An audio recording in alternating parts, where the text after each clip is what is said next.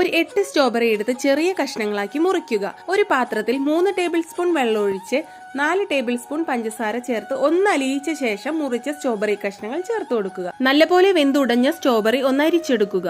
അരിച്ചെടുത്ത pulp 1 minute ഒന്ന് ചൂടാക്കിയതിന് ശേഷം 8 table spoon tapioca starch കുറച്ചീശയായി ചേർത്ത് കൊടുത്ത് ഇതുപോലെ മാവ് കുഴച്ചെടുക്കുക.